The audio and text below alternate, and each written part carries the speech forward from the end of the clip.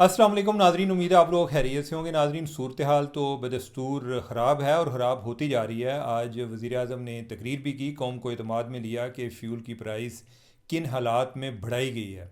अच्छा, एक चीज़ जो तकरीर में मुझे बड़ी जिसने स्ट्राइक किया वो ये कि उन्होंने ईरान पर इसराइली हमलों की मज़म्मत की है। मतलब यह है कि इसराइल ने गलत किया है, जो काम अमेरिका कर रहा है वो ठीक कर रहा है। आपको अगर मसला था, आप अगर पूरी बात नहीं कर सकते थे तो आप इस तरह कर देते कि जो ईरान पर बमबारी हो रही है हम उसकी मजम्मत करते हैं।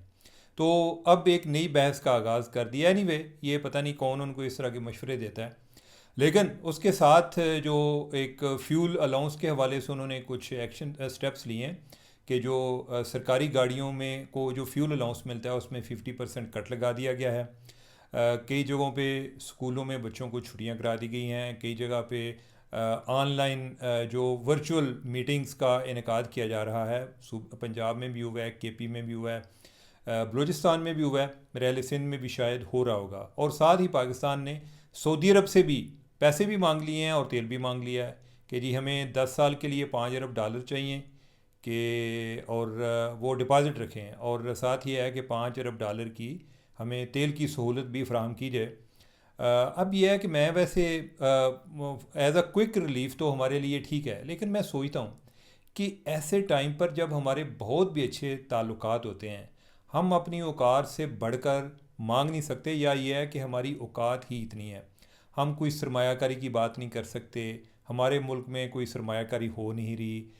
हमारे पास कोई ऐसी एक्सपोर्ट है नहीं कि हम कहें जी कि अपनी मंडियां खोलें हमारी एक्सपोर्ट के लिए, वो भी हम नहीं कर सकते। बस यही होता है जी कि कोई इन्हें पैसे दे दो, इन्हें तेल दे दो, साड़ा तेल पानी चलता रहे, बाकी चीज़ें ठीक हैं। तो खैर ये है, बड़े दुख की बात है, बड़े अफसोस की बात है। इसके साथ नाजरीन, जो तेल की कीमतें हैं ये पूरी दुनिया में शूट कर गई हैं। रात को तो जब मुश्तबा खामनाई जो आयतुल्ला जो खामनाई अली खामनाई उनके बेटे, उनको जब सुप्रीम लीडर मुकर्रर किया गया तो तेल की कीमतें और ऊपर गईं। यानी कि मतलब ये था कि मुश्तबा की जो अपॉइंटमेंट है, वो उसका मतलब ये है कि जंग आगे बढ़ेगी, जंग रुकेगी नहीं। ईरान जो है वो एक मुज़ाहमती पोजीशन अपनी बरकरार रखेगा, वो हमलों में इजाफा करेगा। तेल का जो एक फ़्लो है जो अरब दुनिया से उधर वेस्ट की तरफ जाता है या इवन हमारी तरफ आता है, वो उस पर प्रॉब्लम बरकरार रहेंगे। बल्कि बहरीन की जो सबसे बड़ी आयल रिफाइनरी है, उन्होंने अपने जितने भी गाहक हैं, जो हुकूमतें हैं, उनको उनसे माजरत किया है कि हम जो आपको आपके जो आर्डर्स हैं उनको टाइम पर मीट नहीं कर पाते। सऊदी अरब ने भी आयल प्रोडक्शन में कट लगाने का अनाउंस किया है कि हम अपनी आयल प्रोडक्शन कम कर रहे हैं। कुवैत के हवाले से और यूए के हवाले से मैंने आपको कल बता दिया था। इसका क्या मतलब हुआ? इसका मतलब ये हुआ कि आने वाले दिनों में सूरत हाल मज़ीद ख़राब हो सकती है। जब मुश्तबा खामनाई की अपॉइंटमेंट का ऐलान हुआ तो उसके बाद तेल की कीमत और बढ़ी, वो 100 बैरल से क्रॉस कर गई। और जो पासदारानी इनकलाब हैं उनका ये टारगेट है कि इसको हमने 200 बैरल तक लेकर जाना है, कि ओवरऑल इससे जो जंग हो रही है इससे सिर्फ अमेरिका या इसराइल नहीं सफ़र करेंगे, इससे अरब ममालिक ही सफ़र नहीं करेंगे, इससे पूरी दुनिया सफ़र करेगी। और नाजरीन, जो तेल उधर से गुज़रता है वो सिर्फ तेल ही नहीं है, उसके साथ सल्फ़र और बड़ी जो उसके साथ लवाजमात होते हैं उनकी कई जगहों पे खपत होती है। जो ईवी बैटरीज़ हैं उनमें उनका इस्तेमाल होता है, जो चिप्स में इस्तेमाल होता है, वो सारी चीज़ें जो है ना, पूरी एक ग्लोबल जो सप्लाई चेन है वो उससे मुतासर हो रही है। अब इन्होंने जो एक इंटरनेशनल लेवल पे हल क्या तलाश किया? हल ये तलाश किया कि एक है international energy agency. Energy agency, उनके पास एक तेल का स्ट्रेटजिक रिज़र्व होता है, जो कि इस तरह की सिचुएशन में जब हंगामी सूरत हाल होती है, तेल की शार्टेज होती है, तो उस टाइम उसको रिलीज़ किया जाता है। उनके पास जो रिज़र्व हैं वो कोई हैं 1.2 बिलियन बैरल के। लेकिन ये नहीं है कि उन्होंने कोई एक किसी जगह पे कोई डिपो बनाया हुआ है, कोई स्टोर बनाया हुआ है, टैंक्स हैं उधर उन्होंने रखे हुए हैं। ये रिज़र्व उनके मुख्तलिफ ममालिक में हैं, अमेरिका के अंदर हैं, जैसे टेक्सास है, लुजियाना है, उधर उनके हैं रिज़र्व्स हैं। इसी तरह यूरोपियन कंट्रीज़ में कई जगहों पे हैं, जापान में हैं, साउथ कोरिया में हैं, हमारे पड़ोस में इंडिया में भी हैं। लेकिन क्या वो ये कर पाएंगे? इसके लिए उन्हें एक पूरा एक कंसेंसस चाहिए। انڈیا تو ابھی کرنے کو تیار نہیں ہے، وہ تیل ریلیز کرنے کو تیار نہیں ہے۔ اب انڈیا پریشر میں آئے گا، میرا خیال ہے آ جائے گا، لیکن وہ چاہیں گے کہ وہ کوئی نہ کوئی اس ساری بحرانی کیفیت میں کیا فائدہ کیا حاصل کر سکتے ہیں۔ ابھی جو ان کو پہلے رشیا سے کروڈ آئل برآمد کرنے کی، خام تیل برآمد کرنے کی جو اجازت امریکہ نے دی ہے، وہ بھی اسی شرط پر دی ہے کہ آپ بھی استعمال کرو اور آگے جو ویسٹ ہے ان کو بھی وہ فراہم کیا جائے۔ تو لہٰذا ان کے پاس جو ہے وہ اسٹریٹجک ریزرو بھی موجود ہیں، تو انڈیا کو تو ایک بڑا ایک اسٹریٹجک ایڈوانٹیج بھی اس حوالے سے ہے۔ لیکن یہ ہے کہ جب یہ بات شروع ہوئی کہ تیل کی قیمت کم ہو رہی ہے، یا یہ ہے کہ تیل کے جو ذخائر ہیں، جو ایک ہنگامی سپلائی ہے، وہ اس کا اجرا کیا جائے گا، تو اس کے بعد تیل کی قیمت میں قدرے کوئی کمی واقع ہوئی ہے۔ لیکن کیا یہ عارضی ہے یا یہ دوبارہ سے اوپر جائے گی، یہ وقت بتائے گا۔ اوورآل امکانات تو اچھے نہیں ہیں۔ اسرائیل کی صورتحال بڑی خراب ہے، اسرائیل میں انفارمیشن کے حوالے سے ایک بلیک آؤٹ چل رہا ہے۔ اسرائیل پہ ایران کی طرف سے بھی اٹیک ہو رہے ہیں، دوسری طرف سے حزب اللہ والے بھی اٹیک کر رہے ہیں۔ ادھر جو جرنلزم ہے اس پر بھی سینسرشپ ہے، کس جگہ پر کیا اٹیک ہو رہے ہیں۔ آئی ڈونٹ تھنک کہ وہ اتنے لیتھل ہو سکتے ہیں جس طرح کہ وہ لیتھل ایران پر کر رہے ہیں، اسرائیل کر رہا ہے یا امریکہ کر رہا ہے، لیکن وہ ان کو کسی حد تک اسرائیل کو ڈیمیج کر رہے ہیں۔ اب یہ دیکھیں نا کہ امریکہ کے کوئی 7 فوجی مارے گئے ہیں، تو ادھر جو ہے نا وہ صفِ ماتم بچھا ہوا ہے۔ ہمارے مسلمان جو ہیں انفارچونیٹلی ان کی کوئی پرواہ نہیں ہوتی، سینکڑوں میں بیچارے شہید ہو جاتے ہیں۔ جس دن پہلے جو 1-2 دنوں میں اٹیک کیا ہے امریکہ نے، ایک پرائمری اسکول پر اٹیک کیا، اس کی ویڈیو بھی ریلیز ہو رہی ہیں۔ اب میں ان بچوں کے بارے میں سوچتا ہوں اور ان درندوں کے بارے میں سوچتا ہوں کہ، اور وہ جو ٹرمپ ہے وہ کہہ رہا ہے جی یہ ایران نے مارے ہیں۔ اب حالانکہ ادھر جو ہے نا ٹام ہاک میزائل چلا ہے، اور یہ میزائل جو ہے یہ امریکہ کے پاس ہے، انہوں نے اسرائیل کو بھی نہیں دیا ہوا، تو اس کا مطلب یہ ہے کہ یہ امریکی حملے کے نتیجے میں وہ بچے شہید ہوئے ہیں۔ انفارچونیٹلی ان بچوں کی خون کی وہ قیمت نہیں ہے جو کہ 6-7 امریکی فوجیوں کی قیمت ہے۔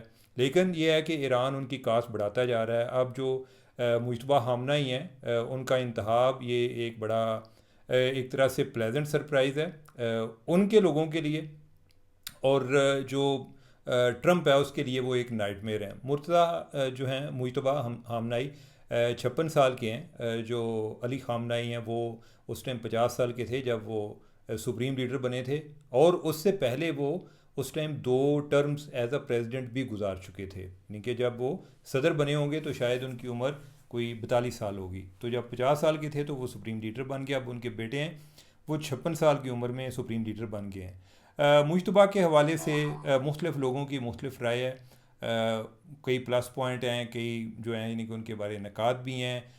ایک یہ کہا جاتا ہے کہ مجتبیٰ کو کافی دیر سے تیار کیا جا رہا تھا، جب علی خامنہ سپریم لیڈر بنے تھے تو اس ٹائم مجتبیٰ کی کوئی ایسی مذہبی تعلیم نہیں تھی، جو کہ ایک خاص مذہبی تعلیم ضروری ہوتی ہے اس پوزیشن پر آنے کے لیے۔ تو جب وہ باپ ان کے وہ لیڈر بنے تو اس کے بعد ان کو مذہبی تعلیم شروع کرائی گئی، پہلے وہ آرمی میں سرو کر چکے تھے، تو اس کا مطلب یہ ہے کہ ان کو کافی دیر سے اس چیز کی تیاری کرائی جا رہی تھی۔ لیکن اس کے ساتھ ساتھ ایک اعتراض یہ آ رہا تھا کہ چونکہ انقلاب ایران ایک طرح سے موروثیت کے خلاف تھا، جو آیت اللہ خمینی ہیں وہ موروثی سیاست کے بہت بڑے ناقد تھے۔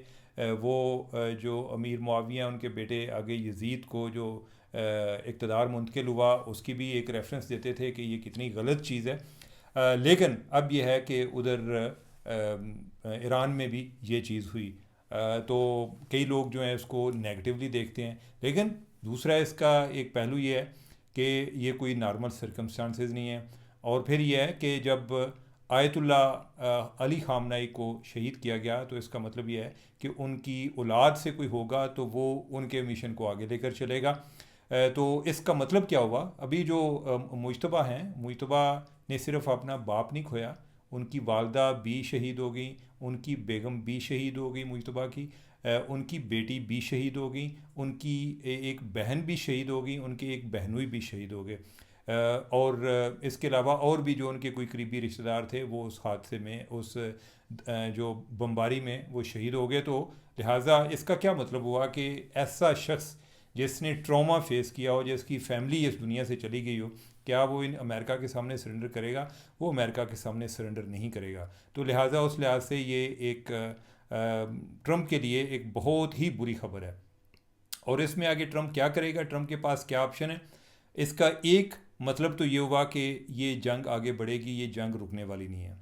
اس کا دوسرا مطلب یہ ہوا کہ کیا امریکہ کو آن گراؤنڈ آنا پڑے گا یا کہ وہ بمباری سے کام چلائے گا. انہوں نے ان کے انفراسٹرکچر کو کافی حد تک ڈیمیج کیا ہے, لیکن یہ ہے کہ وہ کوئی ایک لمیٹڈ کوئی ڈپلائمنٹ کا سوچ بھی رہے ہیں. وہ کس طرح سے, ان کا یہ خیال ہے کہ ہم ان کے جو یورینیم کے ذخائر ہیں ان کو کسی طریقے سے ادھر سے موو آؤٹ کرنے میں کامیاب ہو جائیں.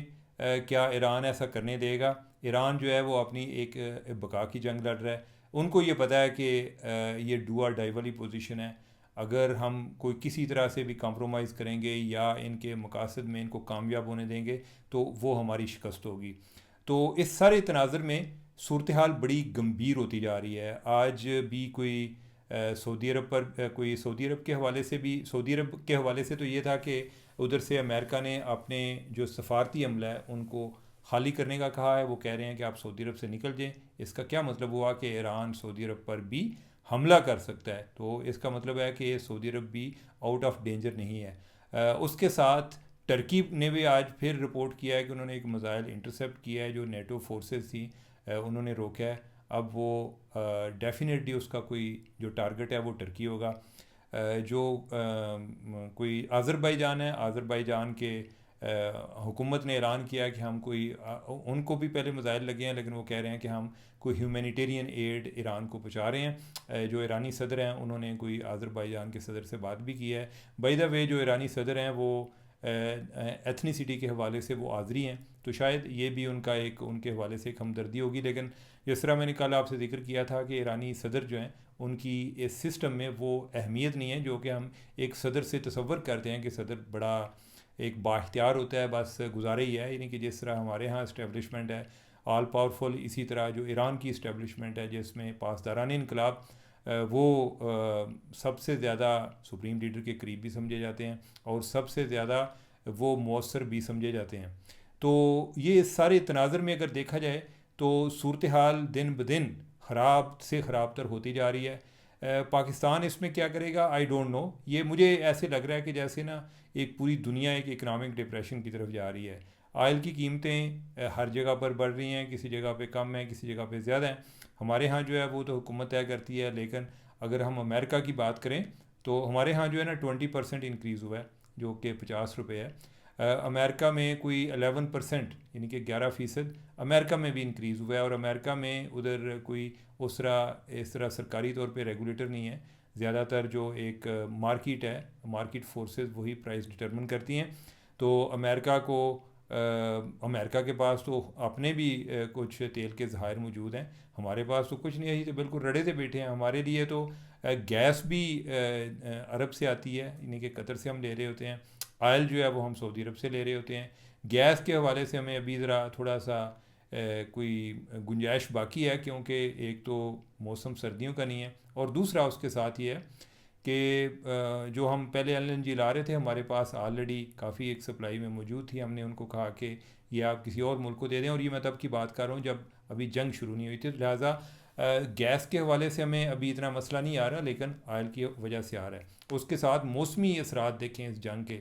ابھی جو مغربی علاقے ہیں پاکستان کے, ادھر آج بارش کی توقع ہے, بلکہ اسلام آباد میں بھی بادل گرج رہا ہے, کو ہلکی پھلکی بوندا باندی بھی ہو رہی ہے. مختلف شہروں میں کئی لوگ جو ہیں اس کو ایران کی جنگ کے ساتھ بھی جوڑ رہے ہیں. ایران میں جو بمباری ہوئی ہے اس کی وجہ سے جو ایک فضا میں دھواں ہے اس کا ایک امپیکٹ جو ہے وہ بارش میں بھی نظر آ سکتا ہے. تو we are passing through the worst of times. لیکن پھر میں سوچتا ہوں کہ ہم تو ادھر سائڈ پر بیٹھ کے سفر کر رہے ہیں.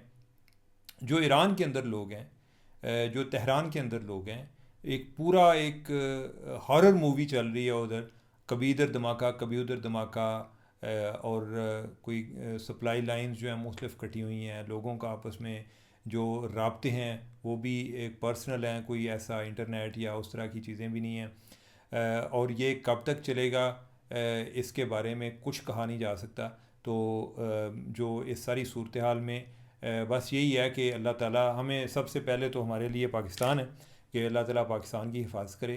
اس جنگ میں ہم کسی کا وکٹم نہ بن جائیں, اس جنگ میں ہم کوئی اپنے آپ کو غلط استعمال کرنے سے روکیں، اگرچہ حکومت اپنے لیول پر کافی کوشش کر رہی ہے، لیکن یہ ہوتا ہے کہ ناظرین جو کرائسس ہوتا ہے نا، کرائسس میں کسی کی پلاننگ نہیں چلتی، ہم یہ بعد میں آپس میں طے کرتے رہتے ہیں، سوچتے رہتے ہیں اور فلانے نے نہیں کیتا، فلانے نے نہیں کیتا۔ ٹرمپ جو ہے وہ جنگ لگا سکتا ہے، لیکن اس کے بعد جنگ کیا شکل اختیار کرے گی یہ ٹرمپ کو بھی نہیں آئیڈیا۔ اس میں کیا روس کتنا اہم کردار ادا کر سکتا ہے؟ روسی صدر نے جو مشتبہ ہامنائی ہیں ان کو مبارکباد بھی دی ہے، اور ساتھ یہ کیا ہے کہ امید ہے کہ آپ اپنے والد کے نقش قدم پر چلیں گے، تو اس کا مطلب یہ ہوگا کہ وہ ان کو مزاحمت کا ہی درس دے رہے ہیں کہ آپ نے چلنا ہے۔ اور بائی دا وے یہ جنگ بھی روس اور یوکرین والی ایک ڈائمینشن بھی اختیار کر رہی ہے کہ جو ڈرونز پہلے ایرانی ڈرونز یوکرین میں چلے تھے، اس میں یوکرین نے ان کا کیا توڑ نکالا۔ اب یوکرین والے عرب ممالک کو اس بارے میں بتا رہے ہیں کہ آپ لوگ ان ڈرون سے کس طرح بچ سکتے ہیں، تو اس کا مطلب ہے کہ پوٹن ورسز زیلنسکی ادھر بھی وہ ایک جو کمپٹیشن ہے یا وہ چیزیں ادھر بھی نظر آ رہی ہیں۔ تو کوئی لوگ پوچھتے ہیں جی کہ یہ جنگ کب ختم ہوگی، میں ان کو کہتا ہوں کہ اس کا ٹرمپ کو بھی نہیں پتہ جس نے شروع کی تھی، اس کا پاسداران انقلاب کو بھی نہیں پتہ کس نے جو ہے اس کو فیس کر رہے ہیں۔ بس یعنی کہ جو ان کی ایک اسٹریٹجی ہوگی وہ یہی ہوگی کہ ہم امریکہ کے لیے اس کی قیمت کتنی بڑھا سکتے ہیں، کہ وہ جنگ کی قیمت اگر ان کے لیے بڑھے گی، اس کے اثرات امریکی عوام پر آئیں گے، مہنگائی کی شکل میں آئیں گے، تیل میں قیمتوں میں اضافے کی شکل میں آئیں گے، تو وہ جنگ رکے گی۔ ہم نے تو جنگ لگائی نہیں تھی، ہم جو ہے یعنی کہ ہم بھی ایک تیل کی قیمتوں کے اضافہ جو ہے وہ ہم بھی فیس کر رہے ہیں۔ تو ناظرین بس اللہ تعالیٰ پاکستان کی حفاظت کرے، آپ لوگ جو ہیں اللہ آپ کو ہمیں سب کو اپنے حفظ و امان میں رکھے، ایران کو اپنے حفظ و امان میں رکھے، اور ان کے دشمن جو ہیں ان کو شکست خوردہ کرے، ان کو شکست ہو اس سارے عمل میں، اور اللہ تعالیٰ اس مسئلے کا کوئی بہتر حل نکالے۔ تو ناظرین آج کے لیے اتنا ہی کافی ہے، مجھے دیں اجازت، اللہ حافظ۔